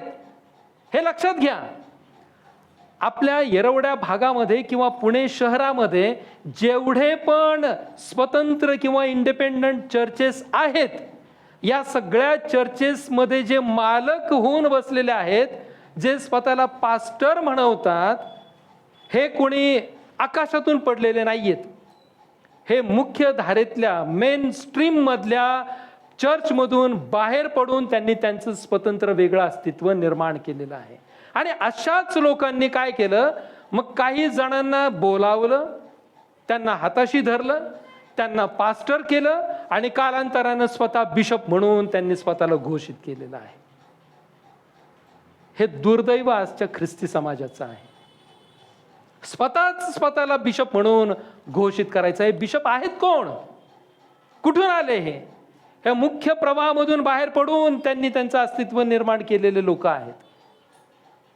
चर्चमध्ये कधी संधी नाही मिळाली किंवा चर्चमध्ये सभासदांशी पाळकांशी भांडण झालं, वाद झाला, बाहेर पडले आणि बाहेर पडून वेगळं चर्च स्वतःचं स्थापन केलं, वेगळी फेलोशिप स्वतःची स्थापन केली, स्वतःच्या नावानं फेलोशिप स्थापन केली.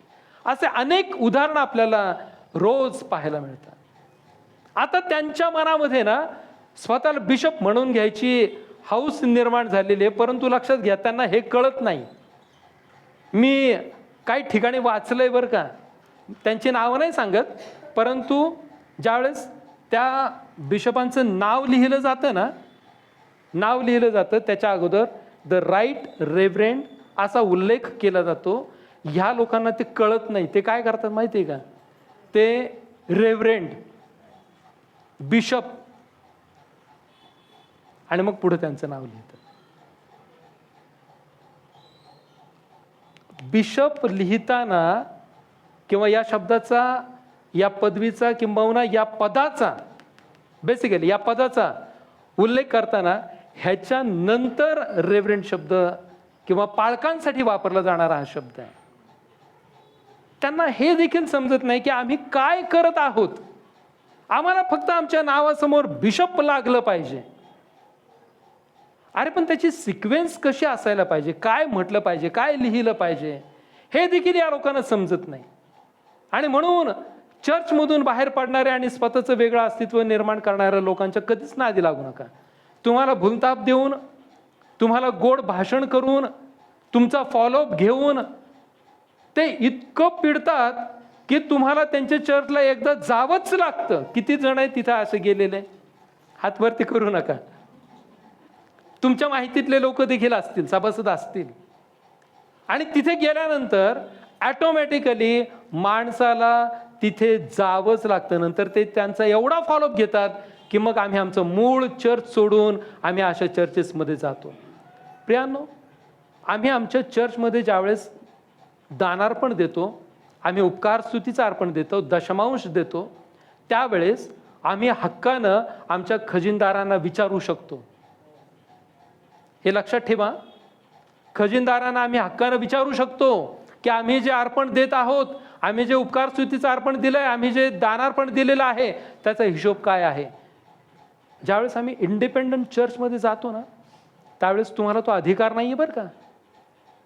तुम्ही दिलेल्या पैशांबद्दल त्यांनी काय केलं, तो पैसा कुठं गेला, कुठं खर्च झाला, ह्या विचारायचा अधिकार एकाही तिथे जाणाऱ्या सभासदांना नाही. रेकॉर्ड होतोय ना, शूट होतोय ना, हरकत नाही. तिथे तुम्ही जर जाऊन प्रश्न विचारलात ना, ते पुढच्या आठवड्यात तुम्हाला तिथून येण्यापासून मनाई करतील. हे सत्यता आहे. पैशांचा प्रश्न विचारायचा नाही. आणि लोक भावुक होऊन अंधश्रद्धेने लाखो रुपये त्या पास्टरांच्या पायापाशी वाहतात. आणि आपल्या चर्चमध्ये इथे येऊन दानार्पण द्यायचं, आठवड्यात महिन्यातून एखादा रविवार यायचा, उरलेले 3 रविवार तिकडं जायचं, त्या पास्टर त्यांचं कोड कौतुक करायचं. ते पास्टर असे, अमुक पास्टर तसं, अमुक पास्टर तसं, काय ते बोलतात, काय त्यांची सभा आहे. मग वाटतं तिकडं त्या पास्टरांच्या सभेला आम्ही जातो. 2-2, 3-3 दिवस आम्ही सुट्टी काढून, ऊन वारा पाऊस आम्ही काही बघत नाही. अरे पण आपल्या घराच्या जवळ आपलं चर्च आहे हक्काचं. ह्या चर्चला मात्र आम्ही वेळेत देखील येऊ शकत नाही, आहे की नाही. ही परिस्थिती आहे प्रियांनो. का आम्ही आमच्या चर्चकडे दुर्लक्ष करतो, का आम्ही आमच्या पालकांकडे दुर्लक्ष करतो, का आम्ही आमच्या लोकांकडे दुर्लक्ष करतो, आणि काय आहे त्या ठिकाणी म्हणून आम्ही त्या ठिकाणी जातो. हा सारासार विचार आम्हाला करता आला पाहिजे. आम्हाला लक्षात यायला पाहिजे की आम्ही काय करत आहोत. आम्ही आमचा मार्ग चुकलेलो तर नाही आहोत ना, आणि आम्ही इतर ठिकाणी त्या लोकांच्या, त्या पास्टरांच्या भूलथापांना बळी पडून आम्ही त्यांच्या पाठीमागं जात तर नाही आहोत ना. हे आमच्या लक्षात येणं फार गरजेचं आहे. बिशपानंतर प्रेसबिटरांचं काय कार्य आहे, पालकांचं काय कार्य आहे. फक्त रविवारी यायचं आणि 1 तासाचा संदेश द्यायचा आणि निघून जायचं, मग आठवडाभर तुमचं तुम्ही बघा काय करायचं ते. हे काम आहे का पालकांचं? नाही. ज्याप्रमाणे बिशपांना कामं आहेत, बिशपांना अधिकार आहे, त्यांच्याकडे संपूर्ण धर्मप्रांताची, संपूर्ण मंडळांची जबाबदारी आहे, त्याप्रमाणे पालकांकडे देखील मोठे अधिकार आहेत, पालकांकडे देखील मोठी जबाबदाऱ्या आहेत. आणि त्या जबाबदाऱ्या प्रत्येक पालकाला पार पाडताच आल्या पाहिजेत. फक्त रविवारी यायचं, संदेश द्यायचा, प्रभुभोजन विधी करायचा आणि चर्च संपल्यानंतर निघून जायचं, आणि त्यानंतर परत दुसऱ्या रविवारी, मग आठवडाभरामध्ये जर एखाद्याची मयत झाली, करतील ना. कमिटी आहे, ले लीडर आहेत. एखाद्याचे घर भरणे असेल, ले लीडर जातील, कमिटीचे मेंबर जातील. एखाद्याच्या घरी जाऊन प्रार्थना करायची आहे, जातील की ले लीडर, जातील कमिटीचे लोक. हे पालकाचं काम नाही, हे लक्षात घ्या. पालक हा त्या मंडळीचा आध्यात्मिक पिता असतो, आणि प्रत्येक पालकाची ही नैतिक जबाबदारी आहे. ज्यावेळेस तुम्हाला पवित्र आत्म्याच्या द्वारे पाचारण केलं जातं, ज्यावेळेस परमेश्वर तुम्हाला हे पवित्र वस्त्र देतो, त्यावेळेस त्या प्रत्येक पाळकाचं हे कर्तव्य आहे की त्यानं प्रत्येक सभासदाची वैयक्तिक चौकशी करणं त्याचं काम आहे. सभासदांच्या घरी जाऊन भेटी देणं, त्यांची चौकशी करणं, आजारपणामध्ये, त्यांच्या दुःखामध्ये त्या सभासदांशी एकरूप होणं,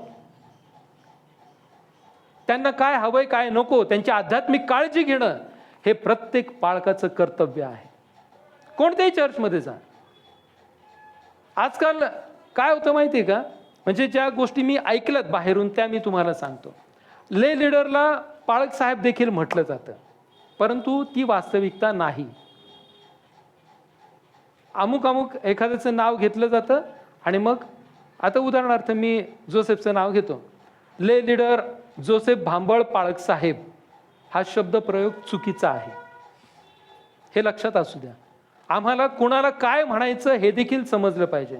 बिशपांचं नाव घेताना अदबीनं, कारण ते सर्वोच्च धर्मगुरू आहेत.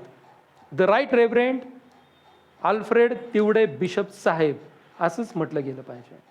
प्रेसबिटरांचं नाव घेताना इथे कोणीही प्रेसबिटर असू द्यात, आज मी आहे उद्या दुसरं कोणीतरी असेल, त्यांचं नाव घेऊन रेव्हरेंड समीर गायकवाड किंवा रेव्हरेंड अमुक पाळक साहेब, डिकन सो अँड सो, ले लीडर अजय पिल्ले, मग पुढे अजय पिल्ले पाळक साहेब हे म्हणणं चुकीचं आहे. डिकन अमुक त्यांचं नाव घेणं, त्या हायरार्कीप्रमाणे त्यांची पदं असतात.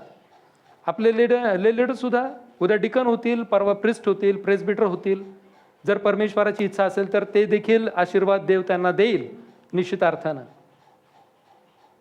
पण या गोष्टींमधून आम्ही जात असताना आम्हाला ह्या गोष्टी समजल्या पाहिजेत. आता जोपर्यंत आम्ही पुणे धर्मप्रांताकडे पाहत होतो, बिशप, एक्झिक्युटिव्ह कमिटी, वेगवेगळ्या समित्या आहेत आणि पुणे धर्मप्रांताच्या अंडर असणारे सगळे चर्चेस, इथपर्यंत सगळ्या गोष्टी सुरळीत चाललेल्या असतात. ज्यावेळेस आम्ही प्रेसबिटरपर्यंत येतो ना, इथं आल्यानंतर सगळे घोळ होतात. पाळकांकडे ज्यावेळेस आम्ही येतो त्यावेळेस इथं आल्यावर सगळे घोळ होतात. काय होतं माहितीये, इथं संघर्ष सुरू होतो. या इथपर्यंत आम्हाला काही कर्तव्य नसतं. सर्वसामान्य सभासदांना बिशप, एक्झिक्युटिव्ह कमिटी, वेगवेगळ्या समित्या आणि बाकी इतर सगळ्या गोष्टी यांच्याशी आम्हाला काही कर्तव्य नसतं. पण ज्यावेळेस पाळक आमच्या मंडळीमध्ये येतात ना, त्यावेळेस मग खरे खटके उडायला सुरुवात होतात. आलं का लक्षात? पाळक ज्यावेळेस मंडळीमध्ये असतात, कारण का, पाळक सॉफ्ट टार्गेट आहे. पाळकांना आम्ही कसंही बोलू शकतो. ही आज संपूर्ण ख्रिस्ती मंडळांची परिस्थिती आहे. बाप्तिस्मा हा बुडवूनच घेतला पाहिजे किंवा 2 बाप्तिस्मे घेतले तरीही चालतील. लक्षात घ्या, चर्च ऑफ नॉर्थ इंडियामध्ये बाप्तिस्मा हा लहान लेकराला पाणी शिंपडून किंवा बुडवून देण्याची देखील पद्धत आहे. स्प्रिंकलिंग किंवा बुडवून, जर आपल्या घरामध्ये आता येणाऱ्या पिढ्यांमध्ये जर समजा आपली इच्छा असेल की आपल्या लेकरांना बुडवून बाप्तिस्मा द्यावा, तर तशी देखील सोय CNI मध्ये आहे. आपण बुडवून देखील बाप्तिस्मा देऊ शकतो, हे लक्षात असू द्या. पण जर आमचा बाप्तिस्मा लहानपणी झालेला आहे आणि केवळ आम्हाला कुणीतरी काहीतरी सांगितलेलं आहे म्हणून पुन्हा आम्हाला बाप्तिस्मा बुडवून घ्यायचा आहे, हे बायबलच्या दृष्टिकोनातून चुकीचं आहे. इब्रिकारास पत्र 6वा अध्याय काढा, तिथं काय म्हटलेलं आहे, कसं चुकीचं आहे ते मी सांगतो तुम्हाला. इब्री लोकास पत्र याचं 6वा अध्याय, चला मी वाचतो आपल्यासाठी. इब्री लोकास पत्र 6वा अध्याय आणि 4थ्या वचनापासून. कारण जे एकदा प्रकाशित झाले, ज्यांनी आकाशातल्या दानाचा अनुभव घेतला, जे पवित्र आत्म्याचे भागीदारही झाले व ज्यांनी देवाचे उत्तम वचन व पुढे येणारे युगाचे सामर्थ्य यांचा अनुभव घेतला, ते जर पतित झाले तर त्यांना पश्चाताप होईल, असे त्यांना पुन्हा नवीन करणे अशक्य आहे. कारण ते स्वतःसाठी देवाच्या पुत्राला पुन्हा वधस्तंभित देत राहतात व त्याचा उघड अपमान करत राहतात. काय म्हटलेले पवित्र शास्त्रानं? आम्ही आमच्या या चुकीच्या कृत्यांमुळं आमच्या तारणाऱ्याला रोज वधस्तंभावर खेळतो आणि रोज त्याचा आम्ही अपमान करत आहोत. आम्ही पहिली पास केल्यानंतर आम्हाला कितवीत जाणं गरजेचं आहे? दुसरीत. 10वी पास झाल्यानंतर 11वीत जाणं गरजेचं आहे. 11वीतून 12वीत. का आम्ही परत असं म्हणतो, अरे नाही नाही आता मला परत 10वीत जायचं, मला परत 10वीमध्ये जाऊन बसायचं? असं होत नाही. आम्ही एकदा बाप्तिस्मा झालेला आहे, त्यानंतर आमचं दृढीकरण होणं गरजेचं आहे. लहान लेकरांच्या वतीनं त्यांचे आईवडील याजकांना याजकांच्या समोर परमेश्वराला वचन देतात. काय वचन देतो आम्ही? की आम्ही आमच्या लेकरांना तुझ्या पवित्र भयामध्ये वाढवू. आणि ही लेकरं त्यावेळेस त्यांना कळत नसतं, ती लेकरं कन्फर्म कधी करतात? ती दिली गेलेली जी वचनं आहेत ती दृढ कधी करतात? त्यांच्या दृढीकरणाच्या वेळेस. आणि म्हणून दृढीकरण आलं लक्षात?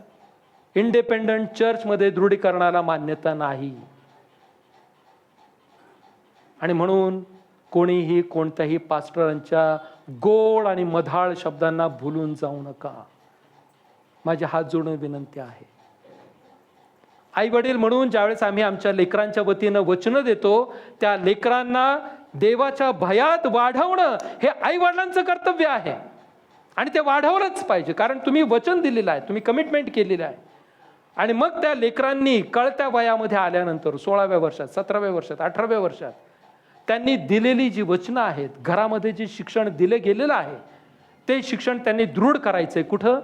कन्फर्मेशन होताना, दृढीकरण होताना. आणि म्हणून बिशपांना बोलावून त्यांचं दृढीकरण केलं जातं. काय दृढीकरणाचा अर्थ आहे? की हो, आम्ही जे शिक्षण घेतले, आम्ही आमच्या आईवडिलांनी जे वचनं दिलेले आहेत, त्या वचनानुसार आज आम्ही आमचा जो विश्वास आहे तो दृढ करत आहोत. That is confirmation.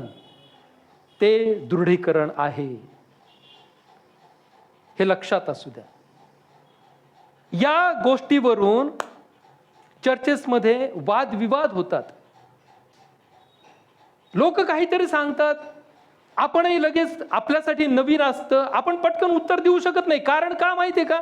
आम्हालाच बायबल माहिती नाहीये, आम्हालाच वचन माहिती नाही. आता मी तुम्हाला याच्यातून उत्तर दिलेत ना. ही सिस्टीम कुठे आहे? हे बायबलमध्ये सिस्टीम आहे. का दुसऱ्यांदा बाप्तिस्मा घ्यायचा नाही? हे बायबलमध्ये याचं उत्तर दिलेलं आहे. सगळं बायबलमध्ये. आम्ही फक्त वाचन केलं पाहिजे, आम्ही वेळ दिला पाहिजे. आम्ही देवाचं वचनच वाचत नाही, आम्हाला कळणार नाही. आणि म्हणून कोणीतरी काहीतरी येऊन सांगतं आणि लगेच आम्ही तिकडं पाठीमागं मान खाली घालून जातो. अरे हा, ते काहीतरी वेगळं आहे, छान सांगतात. असं नाहीये प्रियांनो. आधी आम्ही बायबल, का मी सोमवार, मंगळवार, बुधवारी पवित्र शास्त्राची वचनं पाठवत असतो? तेवढा करताच पाठवत असतो. त्याचं कारण ते की तुम्ही वाचा, चारही शास्त्रपाठ वाचा, तुमचा संदेश तयार करा, पवित्र आत्म्याकडे मागा की पवित्र आत्म्या तुझी काय इच्छा आहे मला या वचनांच्या बाबतीत, शिकव मला. तुम्ही काम करत असताना प्रार्थना करा, तुम्ही चालत असताना प्रार्थना करा, देवाकडे मागा. आणि मग तुम्ही जो संदेश तुमचा तयार केलेला असेल तोच संदेश पाळसाहेब इथून देतात की नाही तो टॅली करून पहा ना, कधीतरी टॅली करून पहा. आणि हे ज्यावेळेस आपण करत नाही ना, त्यावेळेस आपण काय होतो? निरुत्तर होतो. आपल्याला समजत नाही समोरच्याला काय उत्तर द्यायचं ते. आणि मग आपण चुकीच्या शिक्षणाच्या पाठीमागे जातो, जे चुकीचं शिक्षण पहिल्या शतकामध्ये सुद्धा इतर लोकांनी दिलं होतं. येशू ख्रिस्ताच्या विरोधात शिक्षण लोकांना दिलं होतं. हे माहिती आहे का? येशू ख्रिस्ताच्या विरोधात शिक्षण दिलं होतं, चुकीचं शिक्षण. आणि अशा चुकीच्या शिक्षणाचा पायंडा आजही आमच्या भोवती आहे. आणि त्यामुळं प्रियांनो लक्षात घ्या की आम्ही या सगळ्या गोष्टींपासून आमच्या स्वतःचा बचाव करणं फार आवश्यक आहे. ज्यावेळेस आम्ही पालकांकडे येतो ना, त्यावेळेस आमचे इथे खटके फार जास्ती रीतीने उडतात. मंडळीचं पालकाशी पटत नाही, कारण काही गोष्टी पालक त्यांच्या अनुभवातून शिकवण्याचा प्रयत्न करत असतात. हे कुठं असं असतं का? तिसऱ्या दिवसाच्या प्रार्थनेला मी स्पष्ट सांगितलं, मी येणार नाही. 40वीची प्रार्थना, मी येणार नाही. 2 नोव्हेंबर, मी येणार नाही. वर्ष खेड्या गावांमध्ये वर्ष श्राद्ध म्हटलं जातं, वर्षाची प्रार्थना, मी येणार नाही. आमच्या परंपरांना ठेच पोहोचवतात. आमच्या परंपरा ज्या आहेत इतक्या वर्षांपासून चालत आलेल्या, आमच्या भावनांचं ते आदर करत नाहीत. लिहिलं पत्र, म्हटलं लिहा, काही फरक नाही पडत मला, पण मी येणार नाही. मग हे कसं चुकीचं आहे? 2 नोव्हेंबर का सुरू केलं? 2 नोव्हेंबरचा अर्थ काय आहे, त्याला घालायचा कार्यक्रम काय, त्याला बायबलचा आधार आहे.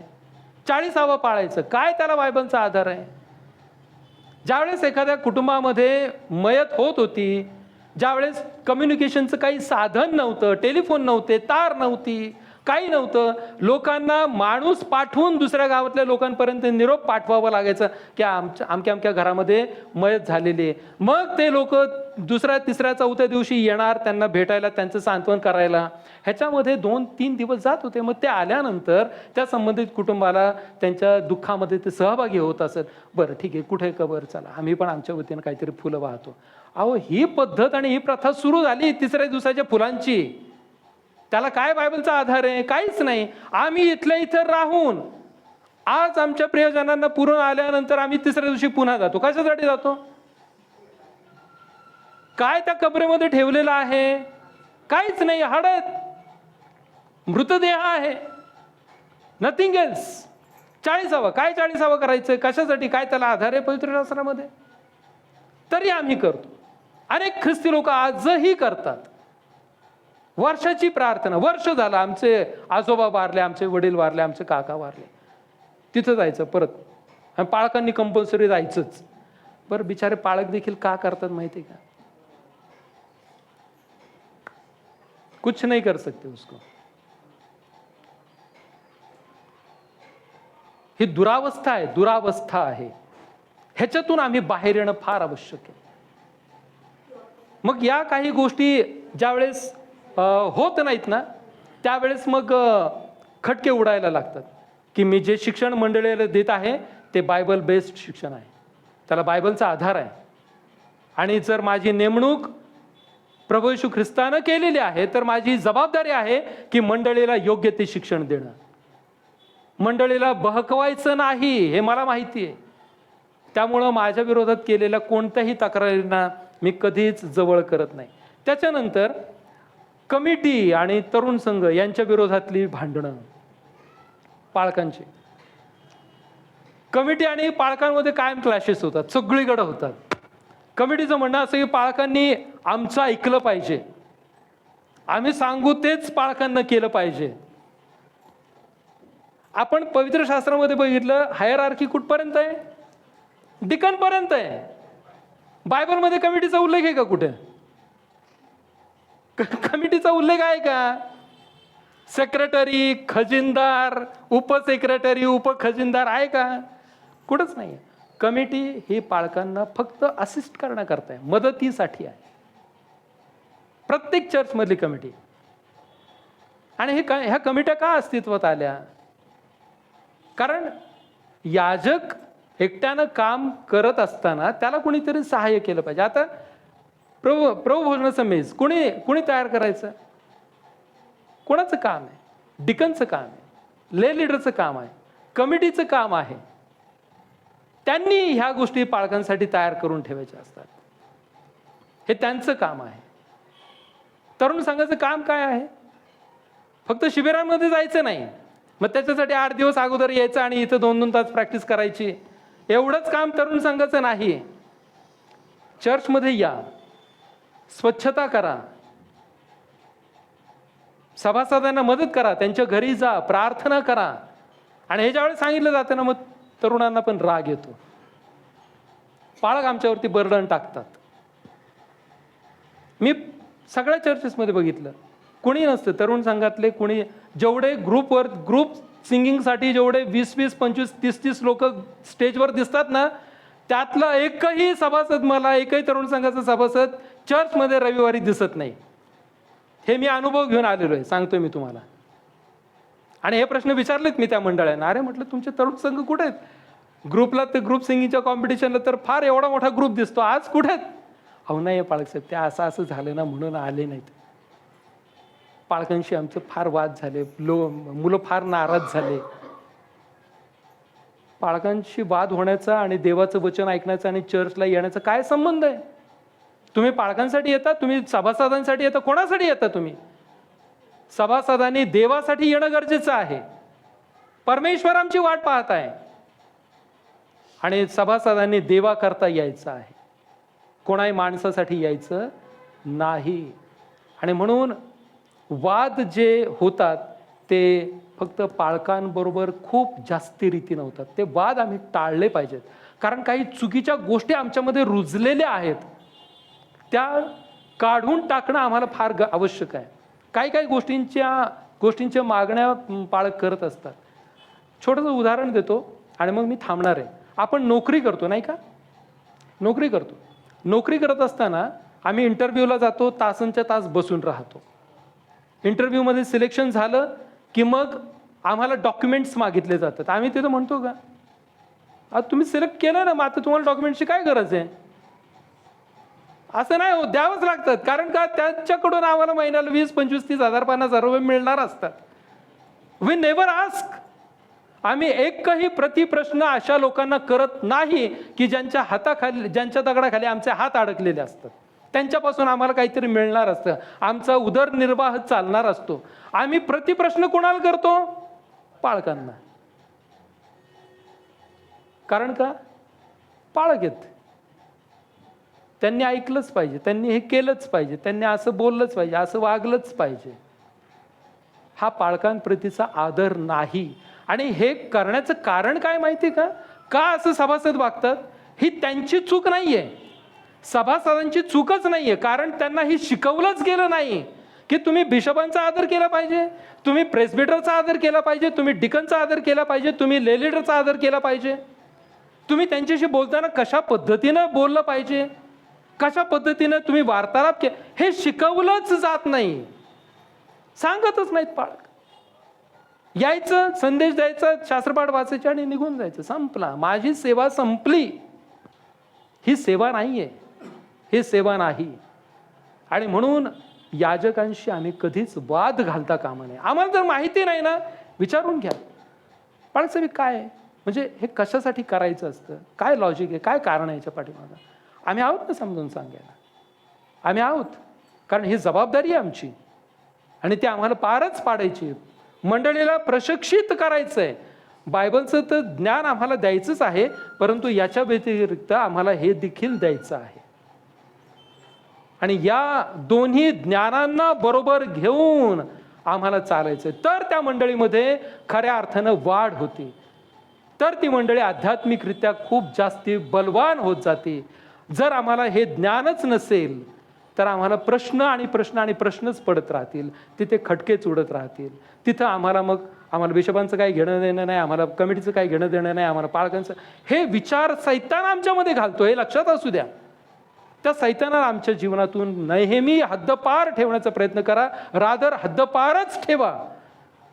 1 सेकंद जर आम्ही आमचं डोकं रिकामं ठेवलं ना, तो तेवढ्या वेळामध्ये आतमध्ये शिरतो. त्या 1 सेकंदामध्ये आतमध्ये शिरतो आणि मग सगळा घोटाळा होऊन बसतो. आणि म्हणून आम्ही चर्चमध्ये येताना मी अनेक वेळा सांगतो, आम्ही येताना प्रार्थना करून या. पालकांसाठी प्रार्थना करा, मंडळीसाठी प्रार्थना करा, आम्हाला वेळेत जाता यावं याकरता प्रार्थना करा, आम्हाला इथं येऊन पवित्र वचन वाचता यावं याकरता प्रार्थना करा, आम्हाला मध्यस्थीची प्रार्थना करता यावी याकरता प्रार्थना करा. या पद्धतीने आम्ही आमचं जर ख्रिस्ती जीवन जगलो तर लक्षात घ्या, आमचा आध्यात्मिक उत्कर्ष झाल्याशिवाय राहणार नाही. परमेश्वर करो आणि आपल्या प्रत्येकाला अधिक आणि अधिक आशीर्वादित करो. आमेन.